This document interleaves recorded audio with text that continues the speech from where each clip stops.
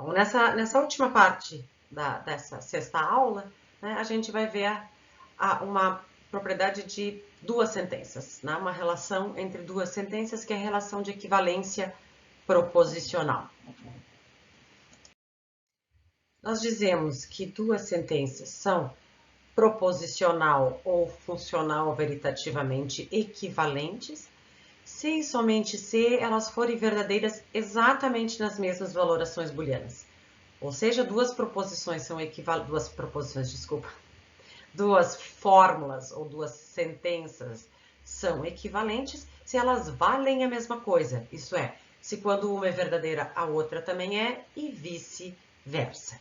Tá? Então, vamos ver nossos exemplos, como é que a gente vai testar isso nas tabelas.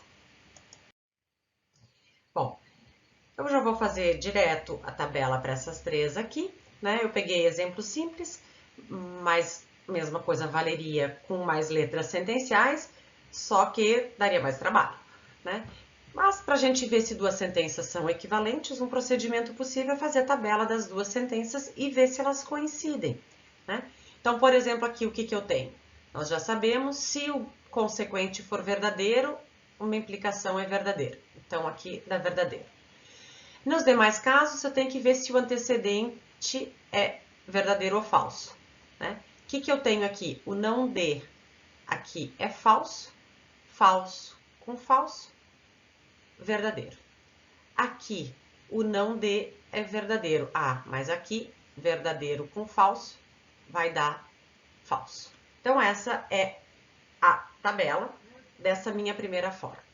No segundo caso, bom, mais fácil a gente começar com D. Quando o antecedente é falso, nós temos que a sentença é verdadeira. Bom, já vi, nem precisaria terminar, para já saber que essas duas sentenças aqui, o FI1 e o FI2, não são equivalentes. Por quê? Porque na valoração booleana que atribui F, deixa eu escrever aqui assim, se eu atribuo para o B F e eu atribuo para o D F, o que eu tenho? Eu tenho que a Φ1 é falsa e a Φ2 é verdadeira. Portanto, elas não são verdadeiras exatamente nas mesmas valorações booleanas, tá? A gente poderia completar aqui, já que eu vou comparar as três sentenças, eu poderia completar aqui, né? O que acontece? Aqui o D é verdadeiro, o não B é falso. Então, aqui vai dar F, ó, mais o caso que não coincide. Aqui, o não B é verdadeiro, portanto, vai dar verdadeiro. Mas eu vejo que elas não são verdadeiras nas mesmas situações, tá? Vamos ver o que acontece com essa aqui. Bom, essa aqui a gente já sabe. Se o D é verdadeiro, ela recebe verdadeiro. Além disso, se o B for verdadeiro, ela recebe verdadeiro. Nos demais casos, ela é falsa. Bom, mas agora eu encontrei uma sentença que ela é equivalente à minha primeira. Por quê? Porque elas têm exatamente a mesma coluna, a mesma distribuição de V e F, elas são verdadeiras exatamente nas mesmas valorações booleanas. Elas são, portanto, sentenças equivalentes. Tá? A gente pode, por fim, utilizar para ver essas equivalências, também ao invés de fazer a tabela, examinar as condições nas quais as sentenças são verdadeiras. Vamos fazer esse exemplo agora em procedimento alternativo e aí a gente conclui a matéria dessa aula. Tá? Vamos examinar então o primeiro caso. Quando é que sentenças são equivalentes? Quando elas são verdadeiras exatamente nas mesmas condições. Se eu conseguir atribuir V para uma e F para outra, eu provo que elas não são equivalentes. Então, é isso que a gente vai tentar. A gente tenta dar verdadeiro para uma e falso para outra. E vai tentando, vai por tentativa e erro.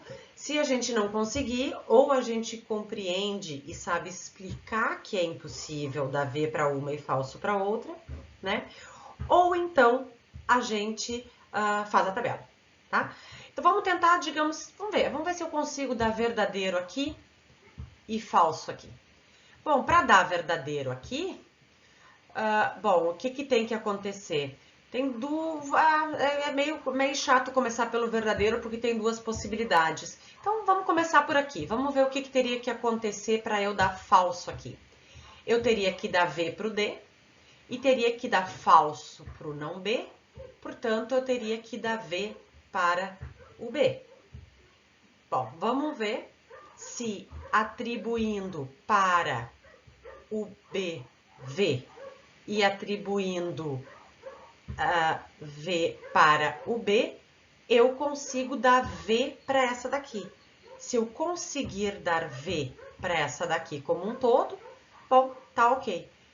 Mas eu vejo, bom, mas o BV já vai dar verdadeiro aqui. Bom, então eu consegui mostrar que na valoração booleana, que atribui para o B o V e atribui para o D o V, φ1 é verdadeira e φ2 é falsa, portanto, elas não são equivalentes. É importante observar que nem sempre isso dá certo na primeira alternativa. Poderia acontecer que sempre que uma é falsa, a outra é verdadeira, mas não o inverso, tá?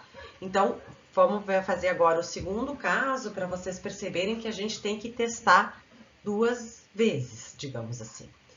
Vamos testar o meu segundo caso. Vamos ver se eu consigo dar verdadeiro aqui e falso aqui. De novo, é mais fácil a gente começar por aqui. Por quê? Para essa aqui ser falsa, o B tem que ser falso e o D tem que ser falso. Vamos ver o que acontece se o B é falso e o D é falso. Bom, se o B é falso e o D é falso, o não B vai ter que ser verdadeiro. Mas verdadeiro com falso na implicação não tem como dar verdadeiro. Bom, o que eu mostrei com isso? Eu mostrei que se φ3 é V, φ1 é V. Isso já prova que elas são equivalentes? Não, porque seria talvez possível acontecer o contrário. Talvez fosse possível dar falso para o φ1 e verdadeiro para a φ3, né? São formas, a φ3. Vamos ver então, será que não seria possível dar falso aqui e verdadeiro aqui? Bom, vamos então testar. Agora é mais fácil tentar dar falso aqui. Por quê? Porque para isso o B tem que receber F, o não D, V, portanto, o D tem que receber F. Vamos ver se dando F para os dois aqui, eu consigo dar verdadeiro aqui? Não, não consigo. Eu não consigo dar falso aqui e verdadeiro aqui. Portanto, se for verdadeiro, tô sem mostrar aqui, né? É impossível dar falso aqui e verdadeiro aqui. Portanto, se for verdadeiro aqui, é verdadeiro aqui, tá? Então, se uma... Na verdade, a gente mostrou por falsidade, mas por contrapositiva vai dar na mesma, né? O que a gente mostrou pelo raciocínio anterior? No raciocínio anterior, a gente mostrou que se φ3 é F, φ1 é F. E o que a gente mostrou agora? Que se φ1 é F, φ3 é F. Bom, se elas são verdadeiras nas mesmas condições, né? Elas são tautologicamente, ou proposicionalmente, ou verifuncionalmente equivalentes. Bom, com isso agora, embora vocês tenham feito pouco exercício até aqui, vocês vão ter bastante exercício para depois dessa aula. Tá? O que vocês devem fazer? Então, rever o conteúdo, continuar revendo o conteúdo e agora fazer os exercícios do bloco de exercícios 2, 14 até 18, tá? Nas páginas 49 a 49, talvez tenha alguma coisinha errada nessas páginas, mas enfim, é o exercício 2, 14 a 18, tá? E façam bastante desses exercícios para compreender a parte final da nossa matéria antes da primeira prova.